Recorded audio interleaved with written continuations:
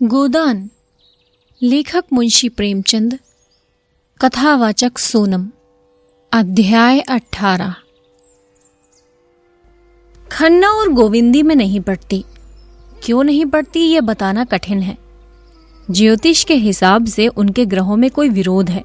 हालांकि विवाह के समय ग्रह और नक्षत्र खूब मिला लिए गए थे। कामशास्त्र के हिसाब से इस अनबन का और कोई रहस्य हो सकता है और मनोविज्ञान वाले कुछ और ही कारण खोज सकते हैं। हम तो इतना ही जानते हैं कि उनमें नहीं पड़ती। खन्ना धनवान है, रसिक है, मिलनसार हैं, रूपवान हैं, अच्छे खासे पढ़े लिखे हैं और नगर के विशिष्ट पुरुषों में हैं। गोविंदी अप्सरा न हो पर रूपवती अवश्य है। गेहुआ रंग, लज्जाशील आंखें जो एक बार सामने उठकर फिर झुक जाती हैं। कपोलों पर लाली ना हो पर चिकनापन है। गात कोमल, अंग विन्यास सुडौल, गोल बाहें, मुख पर एक प्रकार की अरुचि जिसमें कुछ गर्व की झलक भी है। मानो संसार के व्यवहार और व्यापार को हेय समझती है। खन्ना के पास विलास के ऊपरी साधनों की कमी नहीं। अव्वल दर्जे का बंगला है, अव्वल दर्जे का फर्नीचर, अव्वल दर्जे की कार और अपार धन। पर गोविंदी की दृष्टि में जैसे इन चीजों का कोई मूल्य नहीं। इस खारे सागर में वो प्यासी पड़ी रहती है। बच्चों का लालन पालन और गृहस्थी के छोटे मोटे काम ही उसके लिए सब कुछ हैं। वो इनमें इतनी व्यस्त रहती है कि भोग की ओर उसका ध्यान नहीं जाता। आकर्षण क्या वस्तु है और कैसे उत्पन्न हो सकता है, इसकी ओर उसने कभी विचार नहीं किया। वो पुरुष का खिलौना नहीं है, न उसके भोग की वस्तु। फिर क्यों आकर्षक बनने की चेष्टा करे? अगर पुरुष उसका असली सौंदर्य देखने के लिए आंखें नहीं रखता, कामिनियों के पीछे मारा मारा फिरता है, तो वो उसका दुर्भाग्य है। वो उसी तरह प्रेम और निष्ठा से पति की सेवा किए जाती है जैसे द्वेष और मोह जैसी भावनाओं को उसने जीत लिया है। और ये अपार संपत्ति तो जैसे उसकी आत्मा को कुचलती रहती है। इन आडंबरों और पाखंडों से मुक्त होने के लिए उसका मन सदैव ललचाया करता है। अपने सरल और स्वाभाविक जीवन में वो कितनी सुखी रह सकती थी, इसका वो नित्य स्वप्न देखती रहती है। तब क्यों मालती उसके मार्ग में आकर बाधक हो जाती? क्यों वेश्याओं के मुजरे होते? क्यों ये संदेह, बनावट और अशांति उसके जीवन पथ में कांटा बनती?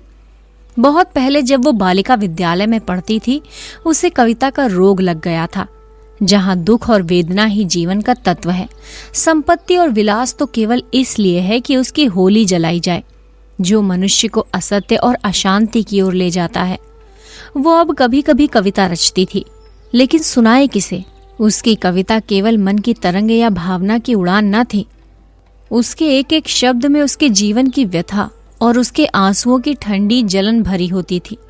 किसी ऐसे प्रदेश में जा बसने की लालसा, जहां वो पाखंडों और वासनाओं से दूर अपनी शांत कुटिया में सरल आनंद का उपभोग करे। खन्ना उसकी कविताएं देखते तो उनका मजाक उड़ाते और कभी कभी फाड़कर फेंक देते।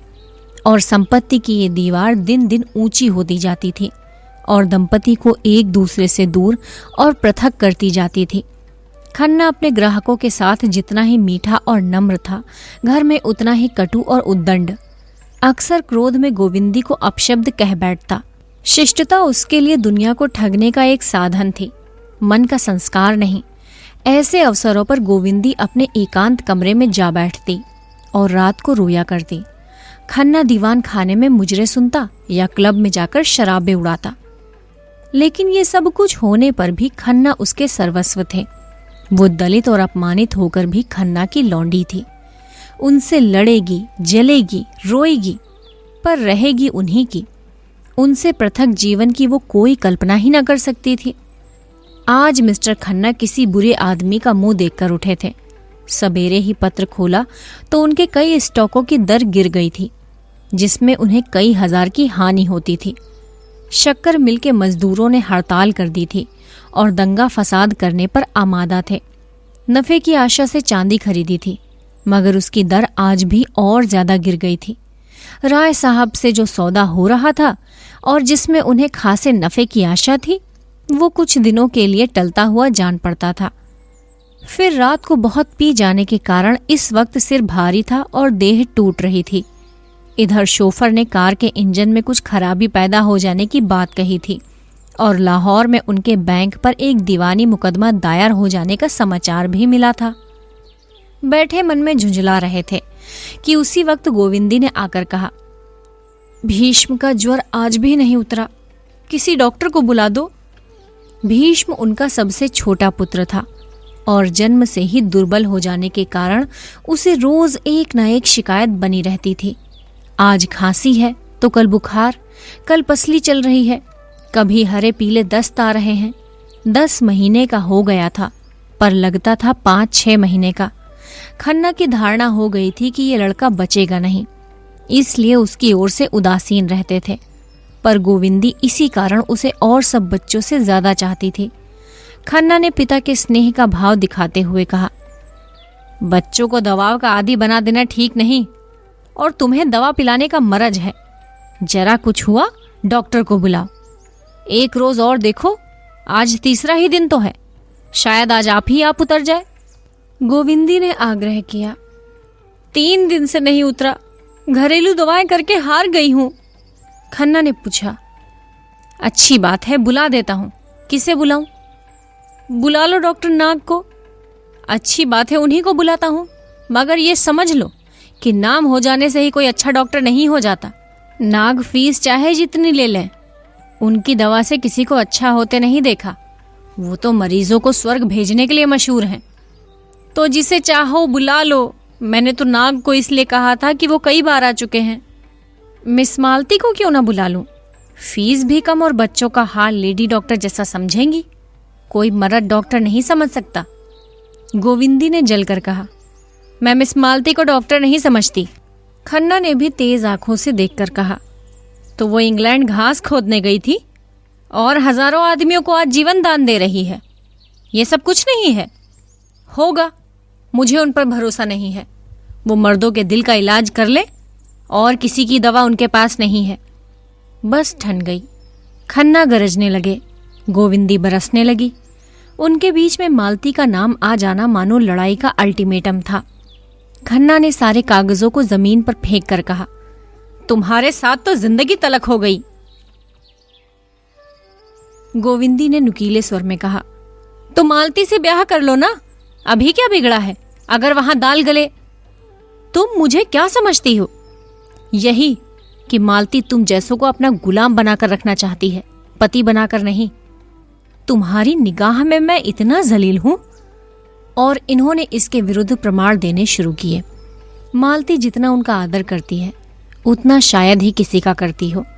राय साहब और राजा साहब को मुंह तक नहीं लगाती, लेकिन उनसे एक दिन भी मुलाकात ना हो तो शिकायत करती है।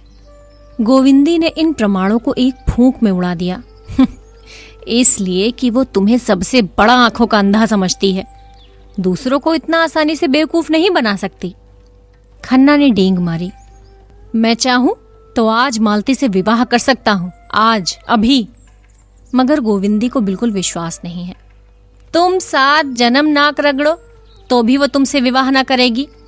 तुम उसके टट्टू हो, तुम्हें घास खिलाएगी, कभी कभी तुम्हारा मुंह सहलाएगी, तुम्हारे पुट्ठों पर हाथ फेरेगी, लेकिन इसलिए कि तुम्हारे ऊपर सवारी गांठ है। तुम्हारे जैसे 1000 बुद्धू उसकी जेब में हैं। गोविंदी आज बहुत बढ़ी जाती थी। मालूम होता है आज वो उनसे लड़ने को तैयार होकर आई है। डॉक्टर की बुलाने का तो केवल बहाना था। खन्ना अपनी योग्यता, दक्षता और पुरुषत्व पर इतना बड़ा आक्षेप कैसे सह सकते थे? तुम्हारे ख्याल में मैं बुद्धू और मूर्ख हूं तो ये हजारों क्यों मेरे द्वार पर नाक रगड़ते हैं? कौन राजा या तालुकेदार है जो मुझे दंडवत नहीं करता? सैकड़ों को उल्लू बनाकर छोड़ दिया। यही तो मालती की विशेषता है कि जो औरों को सीधे उस तरह से मोड़ता है वो उसे उल्टे छुरे से मोड़ती है। तुम मालती की चाहे जितनी बुराई करो, तुम उसके पांव की धूल भी नहीं हो। मेरी दृष्टि में वो वेश्याओं से भी गई बीती है, क्योंकि वो पर्दे की आड़ से शिकार खेलती है। दोनों ने अपने अपने अग्निबाण छोड़ दिए। खन्ना ने गोविंदी को चाहे दूसरी कठोर से कठोर बात कही होती, उसे इतनी बुरी न लगती, पर मालती से उसकी ये घृणित तुलना उसकी सहिष्णुता के लिए भी असह्य थी। गोविंदी ने भी खन्ना को चाहे जो कुछ कहा होता, वो इतने गर्म न होते, लेकिन मालती का ये अपमान वो नहीं सह सकते। दोनों एक दूसरे के कोमल स्थलों से परिचित थे। दोनों के निशाने ठीक बैठे और दोनों तिलमिला उठे। खन्ना की आंखें लाल हो गईं, गोविंदी का मुंह लाल हो गया। खन्ना आवेश में उठे और उसके दोनों कान पकड़कर जोर से ऐंठे और 3-4 तमाचे लगा दिए। गोविंदी रोती हुई अंदर चली गई। जरा देर में डॉक्टर नाग आए और सिविल सर्जन एम टॉड आए और भिषगाचार्य नीलकंठ शास्त्री भी आए, पर गोविंदी बच्चे को लिए अपने कमरे में बैठी रही। किसने क्या कहा, क्या तशखीस की, उसे कुछ नहीं मालूम। जिस विपत्ति की वो कल्पना कर रही थी वो आज उसके सिर पर आ गई। खन्ना ने आज जैसे उससे नाता तोड़ लिया, जैसे उसे घर से खदेड़ कर द्वार बंद कर लिया। जो रूप का बाजार लगाकर बैठती है, जिसकी परछाएं भी वो अपने ऊपर पड़ने नहीं देना चाहती, वो उस पर परोक्ष रूप से शासन करे, ये ना होगा। खन्ना उसके पति हैं, उन्हें उसको समझाने बुझाने का अधिकार है। उनकी मार को भी वो शिरोधार्य कर सकती है, पर मालती का शासन असंभव। मगर बच्चे का ज्वर जब तक शांत न हो जाए वो हिल नहीं सकती। आत्माभिमान को भी कर्तव्य के सामने सिर झुकाना पड़ेगा। दूसरे दिन बच्चे का ज्वर उतर गया। गोविंदी ने एक तांगा मंगवाया और घर से निकली। जहां उसका इतना अनादर है वहां अब वो नहीं रह सकती। आघात इतना कठोर था कि बच्चों का मोह भी टूट गया था। उनके प्रति उसका जो धर्म था उसे वो पूरा कर चुकी है। शेष जो कुछ है वो खन्ना का धर्म है। हाँ, गोद के बालक को वो किसी तरह नहीं छोड़ सकती। वो उसकी जान के साथ है और इस घर से वो केवल अपने प्राण लेकर निकलेगी और कोई चीज उसकी नहीं है। इन्हें ये दावा है कि वो उसका पालन करते हैं। गोविंदी दिखा देगी कि वो उनके आश्रय से निकलकर भी जिंदा रह सकती है। तीनों बच्चे उस समय खेलने गए थे। गोविंदी का मन हुआ एक बार उन्हें प्यार कर ले, मगर वो कहीं भागी तो नहीं जाती। बच्चों को उससे प्रेम होगा तो उसके पास आएंगे, उसके घर में खेलेंगे। वो जब जरूरत समझेगी खुद बच्चों को देख आया करेगी। केवल खन्ना का आश्रय नहीं लेना चाहती। सांझ हो गई थी। पार्क में रौनक थी। लोग हरी घास पर लेटे हवा का आनंद लूट रहे थे। गोविंदी हजरतगंज होती हुई चिड़ियाघर की तरफ मुड़ी ही थी कि कार पर मालती और खन्ना सामने से आते हुए दिखाई दिए। उसे मालूम हुआ खन्ना ने उसकी तरफ इशारा करके कुछ कहा और मालती मुस्कुराई। नहीं, शायद ये उसका भ्रम हो। खन्ना मालती से उसकी निंदा ना करेंगे, मगर कितनी बेशर्म है। सुना है इसकी अच्छी प्रैक्टिस है, घर की भी संपन्न है, फिर भी यूं अपने को बेचती फिरती है। ना जाने क्यों विवाह नहीं कर लेती, लेकिन उससे ब्याह करेगा ही कौन? नहीं, ये बात नहीं। पुरुषों में भी ऐसे बहुत हो गए हैं जो उसे पाकर अपने को धन्य मानेंगे, लेकिन मालती खुद किसी को पसंद करे और ब्याह में कौन सा सुख रखा हुआ है। बहुत अच्छा करती है जो ब्याह नहीं करती। अभी सब उसके गुलाम हैं, तब वो एक की लौंडी होकर रह जाएगी। बहुत अच्छा कर रही है। अभी तो ये महाशय भी उसके तलवे चाटते हैं। कहीं इनसे ब्याह कर ले तो उस पर शासन करने लगे, मगर इनसे वो क्यों ब्याह करेगी? और समाज में 2-4 ऐसी स्त्रियां बनी रहें तो अच्छा, पुरुषों के कान तो गर्म करती रहें। आज गोविंदी के मन में मालती के प्रति बड़ी सहानुभूति उत्पन्न हुई। वो मालती पर आक्षेप करके उसके साथ अन्याय कर रही है। क्या मेरी दशा को देखकर उसकी आंखें न खुलती होंगी?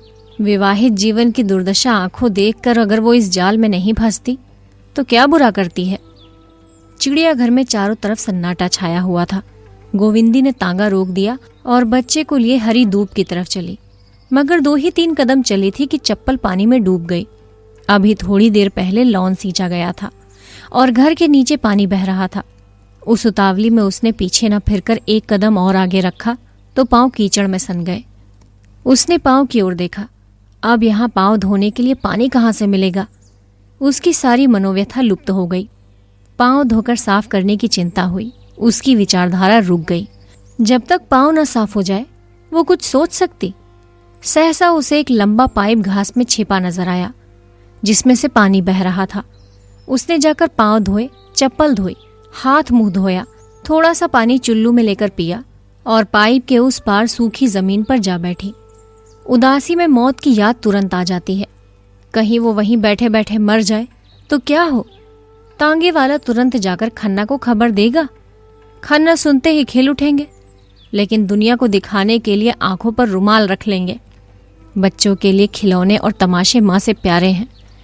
यह है उसका जीवन। जिसके लिए कोई 4 बूंद आंसू बहाने वाला भी नहीं। तब उसे वो दिन याद आया जब उसकी सास जीती थी और खन्ना उड़नछू न हुए थे।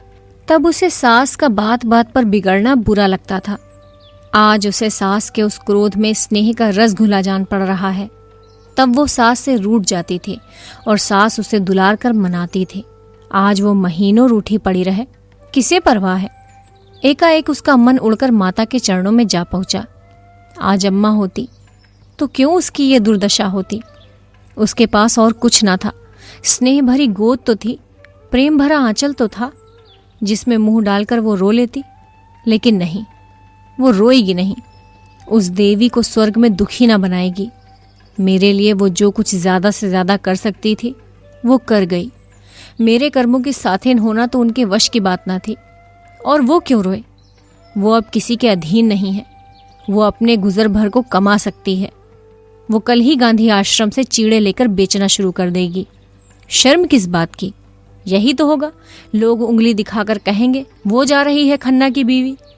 लेकिन इस शहर में रहूं क्यों? किसी दूसरे शहर में क्यों न चली जाऊं जहां मुझे कोई जानता ही ना हो। 10-20 रुपए कमा लेना ऐसा क्या मुश्किल है? अपने पसीने की कमाई तो खाऊंगी, फिर तो कोई मुझ पर रौब न जमाएगा। ये महाशय इसलिए तो इतना मिजाज करते हैं कि वो मेरा पालन करते हैं। मैं अब खुद अपना पालन करूंगी। सहसा उसने मेहता को अपनी तरफ आते हुए देखा। उसे उलझन हुई। इस वक्त वो संपूर्ण एकांत चाहती थी। किसी से बोलने की इच्छा न थी। मगर यहाँ भी एक महाशय आ ही गए। उस पर भी बच्चा रोने लगा था। मेहता ने समीप आकर विस्मय से पूछा, आप इस वक्त यहाँ कैसे आ गई? गोविंदी ने बालक को चुप कराते हुए कहा, उसी तरह जैसे आप आ गए। मेहता ने मुस्कुराकर कहा, मेरी बात न चलाइए। धोबी का कुत्ता न घर का न घाट का। लाइए मैं बच्चे को चुप करा दूं। आपने ये कला कब सीखी? अभ्यास करना चाहता हूं, इसकी परीक्षा जो होगी। अच्छा, परीक्षा के दिन करीब आ गए। ये तो मेरी तैयारी पर है। जब तैयार हो जाऊंगा बैठ जाऊंगा।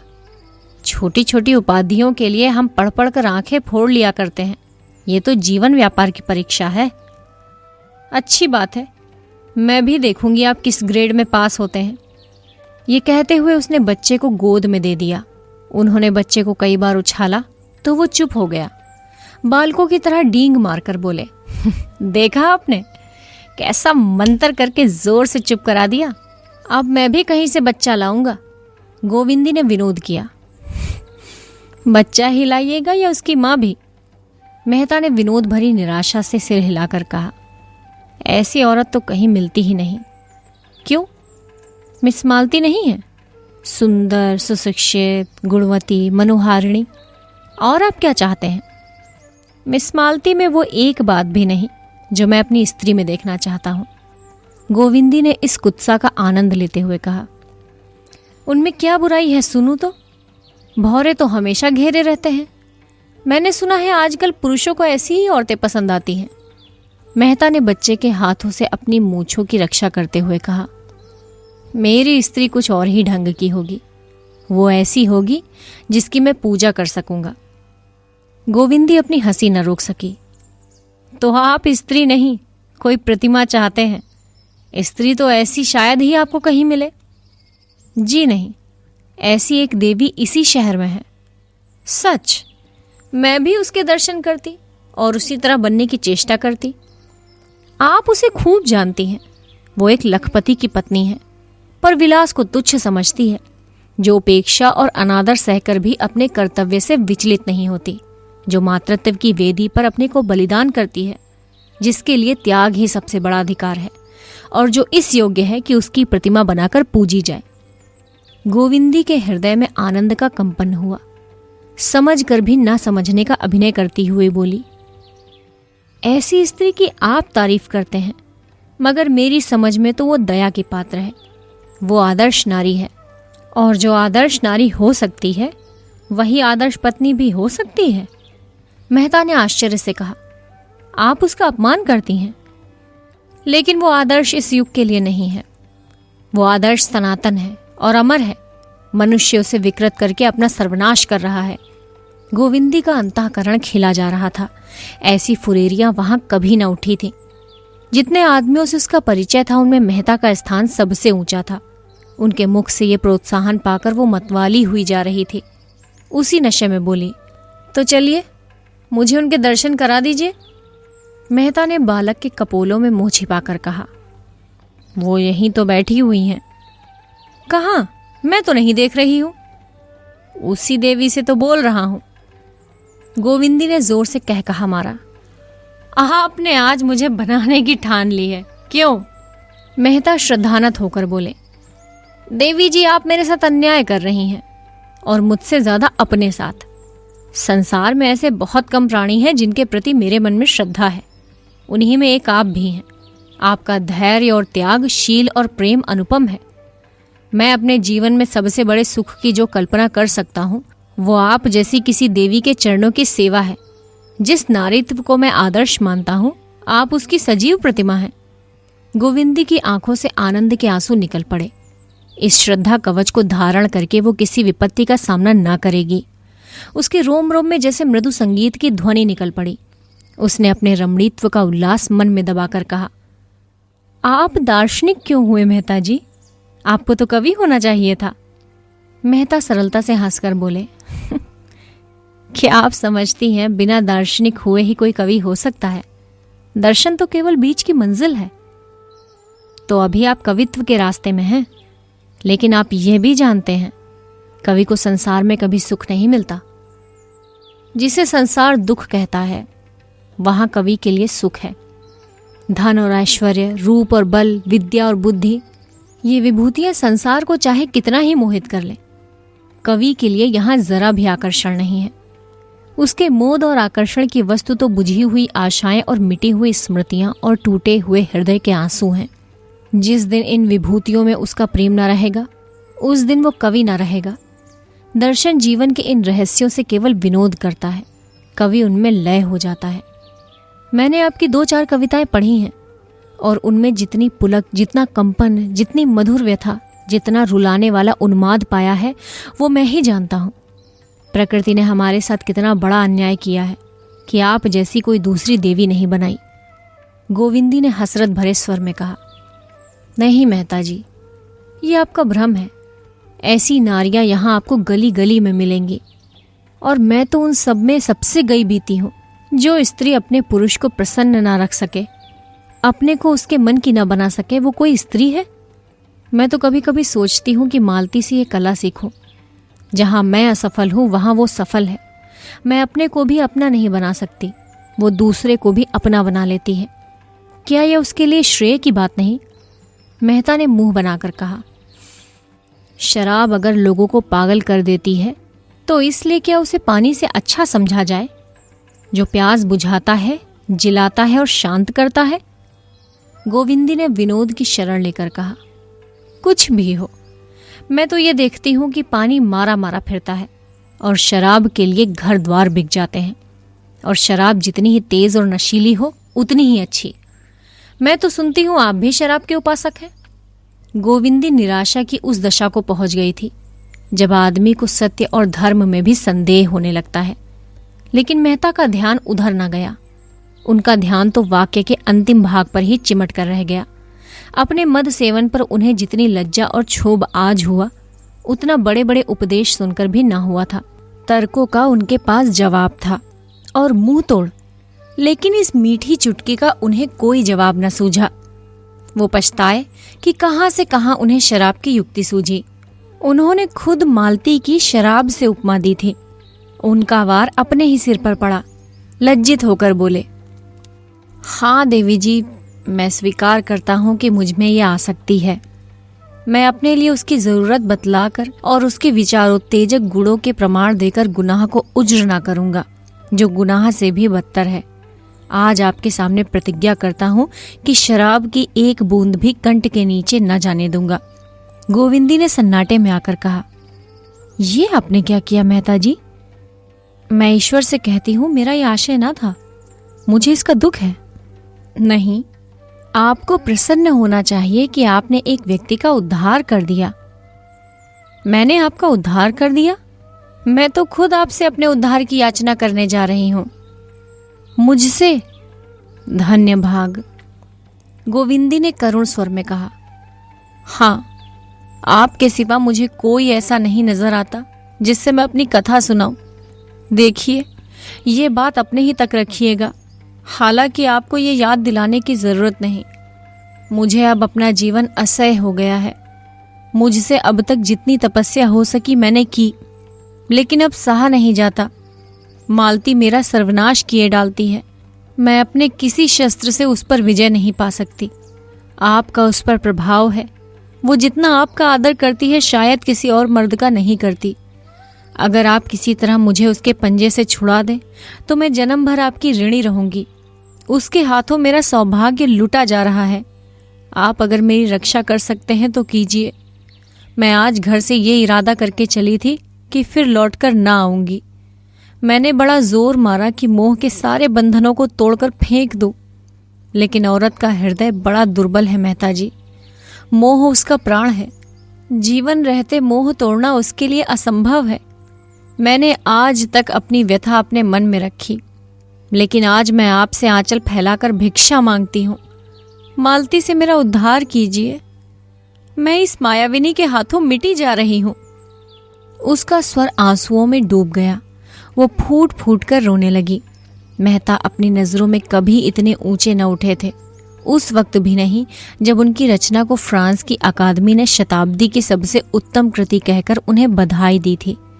जिस प्रतिमा की वो सच्चे दिल से पूजा करते थे, जिसे मन में वो अपनी इष्ट देवी समझते थे और जीवन के असूझ प्रसंगों में जिससे आदेश पाने की आशा रखते थे, वो आज उनसे भिक्षा मांग रही थी। उन्हें अपने अंदर एक ऐसी शक्ति का अनुभव हुआ कि वो पर्वत को भी फाड़ सकते हैं, समुद्र को तैरकर पार कर सकते हैं। उन पर नशा सा छा गया, जैसे बालक काठ के घोड़े पर सवार होकर समझ रहा हो कि वो हवा में उड़ रहा है। काम कितना असाध्य है, इसकी सुधि न रही। अपने सिद्धांतों की कितनी हत्या करनी पड़ेगी, बिल्कुल ख्याल न रहा। आश्वासन के स्वर में बोले, मुझे न मालूम था कि आप उससे इतनी दुखी हैं। मेरी बुद्धि का दोष, आंखों का दोष, कल्पना का दोष, और क्या कहूं, वरना आपको इतनी वेदना क्यों सहनी पड़ती। गोविंदी को शंका हुई। बोली, लेकिन सिन्हनी से उसका शिकार छीनना आसान नहीं है, ये समझ लीजिए। मेहता ने दृढ़ता से ही कहा। नारी हृदय धरती के समान है, जिससे मिठास भी मिल सकती है, कड़वापन भी। उसके अंदर पड़ने वाले बीज में जैसी शक्ति हो। आप पछता रहे होंगे, कहाँ से आज इससे मुलाकात हो गई। मैं अगर कहूँ कि मुझे आज ही जीवन का वास्तविक आनंद मिला है तो शायद आपको विश्वास ना आए। मैंने आपके सिर पर इतना बड़ा भार रख दिया। मेहता ने मधुर स्वर में कहा। आप मुझे लज्जित कर रही हैं देवी जी। मैं कह चुका हूं, मैं आपका सेवक हूं। आपके हित में मेरे प्राण भी निकल जाएं तो मैं अपना सौभाग्य समझूंगा। इसे कवियों का भावावेश न समझिए, ये मेरे जीवन का सत्य है। मेरे जीवन का क्या आदर्श है, आपको ये बतला देने का मोह मुझसे नहीं रुक सकता। मैं प्रकृति का पुजारी हूँ और मनुष्य को उसके प्राकृतिक रूप में देखना चाहता हूँ, जो प्रसन्न होकर हंसता है, दुखी होकर रोता है और क्रोध में आकर मार डालता है, जो दुख और सुख दोनों का दमन करते हैं, जो रोने को कमजोरी और हंसने को हल्कापन समझते हैं। उनसे मेरा कोई मेल नहीं। जीवन मेरे लिए आनंदमय क्रीड़ा है, सरल स्वच्छंद, जहाँ ईर्ष्या, कुत्सा और जलन के लिए कोई स्थान नहीं। मैं भूत की चिंता नहीं करता, भविष्य की परवाह नहीं करता। मेरे लिए वर्तमान ही सब कुछ है। भविष्य की चिंता हमें कायर बना देती है। भूत का भार हमारी कमर तोड़ देता है। हम में जीवन की शक्ति इतनी कम है कि भूत और भविष्य में फैला देने से वो और भी क्षीण हो जाती है। हम व्यर्थ का भार अपने ऊपर लाद कर रूढ़ियों और विश्वासों और इतिहासों के मलबे के नीचे दबे पड़े हैं। उठने का नाम नहीं लेते। वो सामर्थ्य ही नहीं रही, जो शक्ति, जो स्फूर्ति मानव धर्म को पूरा करने में लगनी चाहिए थी। सहयोग में, भाईचारे में वो पुरानी अदावतों का बदला लेने और बाप दादों का ऋण चुकाने की भेंट हो जाती है। और जो ये ईश्वर और मोक्ष का चक्कर है, इस पर तो मुझे हंसी आती है। वो मोक्ष और उपासना अहंकार की पराकाष्ठा है, जो हमारी मानवता को नष्ट किए डालती है। जहाँ जीवन है, क्रीड़ा है, चहक है, प्रेम है, वही ईश्वर है। और जीवन को सुखी बनाना ही उपासना है और मोक्ष है। ज्ञानी कहता है ओठों पर मुस्कुराहट ना आए, आंखों में आंसू ना आए। मैं कहता हूं अगर तुम हंस नहीं सकते और रो नहीं सकते तो तुम मनुष्य नहीं, पत्थर हो। वो ज्ञान जो मानवता को पीस डाले ज्ञान नहीं है, कोल्हू है। मगर क्षमा कीजिए, मैं तो पूरी स्पीच ही दे गया। अब देर हो रही है, चलिए मैं आपको पहुंचा दूं। बच्चा भी मेरी गोद में ही सो गया है। गोविंदी ने कहा, मैं तो तांगा लाई हूं, तांगे को यहीं से विदा कर देता हूं। मेहता तांगे के पैसे चुका कर लौटे तो गोविंदी ने कहा, लेकिन आप मुझे कहाँ ले जाएंगे? मेहता ने चौंक कर पूछा। क्यों? आपके घर पहुंचा दूंगा। वो मेरा घर नहीं है मेहता जी। और क्या मिस्टर खन्ना का घर है? ये भी क्या पूछने की बात है। अब वो मेरा घर नहीं रहा। जहां अपमान और धिक्कार मिले उसे मैं अपना घर नहीं कह सकती, ना समझ सकती हूं। मेहता ने दर्द भरे स्वर में, जिसका एक एक अक्षर उनके अंतःकरण से निकल रहा था, कहा, नहीं देवी जी, वो घर आपका है और सदैव रहेगा। उस घर की आपने सृष्टि की है, उसके प्राणियों की सृष्टि की है, और प्राण जैसे देह का संचालन करता है। प्राण निकल जाए तो देह की क्या गति होगी। मातृत्व महान गौरव का पद है देवी जी, और गौरव के पद में कहाँ अपमान, धिक्कार और तिरस्कार नहीं मिला। माता का काम जीवन दान देना है। जिसके हाथों में इतनी अतुल शक्ति है उसे इसकी क्या परवाह कि कौन उससे रूठता है, कौन बिगड़ता है। प्राण के बिना जैसे देह नहीं रह सकती, उसी तरह प्राण का भी देह ही सबसे उपयुक्त स्थान है। मैं आपको धर्म और त्याग का क्या उपदेश दूं? आप तो उसकी सजीव प्रतिमा है। मैं तो यही कहूंगा कि, गोविंदी ने अधीर होकर कहा, लेकिन मैं केवल माता ही तो नहीं हूं, नारी भी तो हूं। मेहता ने 1 मिनट तक मौन रहने के बाद कहा, हाँ है, लेकिन मैं समझता हूं कि नारी केवल माता है और इसके उपरांत वो जो कुछ है वो मातृत्व का उपक्रम मात्र। मातृत्व संसार की सबसे बड़ी साधना, सबसे बड़ी तपस्या, सबसे बड़ा त्याग और सबसे महान विजय है। एक शब्द में उसे लय कहूंगा, जीवन का, व्यक्तित्व का और नारीत्व का भी। आप मिस्टर खन्ना के विषय में इतना ही समझ लें कि अपने होश में नहीं हैं। वो जो कुछ कहते हैं या करते हैं वो उन्माद की दशा में करते हैं, मगर ये उन्माद शांत होने में बहुत दिन न लगेंगे, और वो समय बहुत जल्द आएगा जब वो आपको अपनी इष्ट देवी समझेंगे। गोविंदी ने इसका कुछ जवाब न दिया। धीरे धीरे कार की ओर चली। मेहता ने बढ़कर कार का द्वार खोल दिया। गोविंदी अंदर जा बैठी। कार चली, मगर दोनों मौन थे। गोविंदी जब अपने द्वार पर पहुंचकर कार से उतरी तो बिजली के प्रकाश में मेहता ने देखा उसकी आंखें सजल हैं। बच्चे घर में से निकल आए और अम्मा अम्मा कहते हुए माता से लिपट गए। गोविंदी के मुख पर मातृत्व की उज्ज्वलमय, गौरवमय ज्योति चमक उठी। उसने मेहता से कहा, इस कष्ट के लिए आपको बहुत धन्यवाद, और सिर नीचा कर लिया। आंसू की एक बूंद उसके कपोल पर आ गिरी थी। मेहता की आंखें भी सजल हो गई। इस ऐश्वर्य और विलास के बीच में भी ये नारी हृदय कितना दुखी है। गोदान, लेखक मुंशी प्रेमचंद, कथावाचक सोनम। अध्याय 18।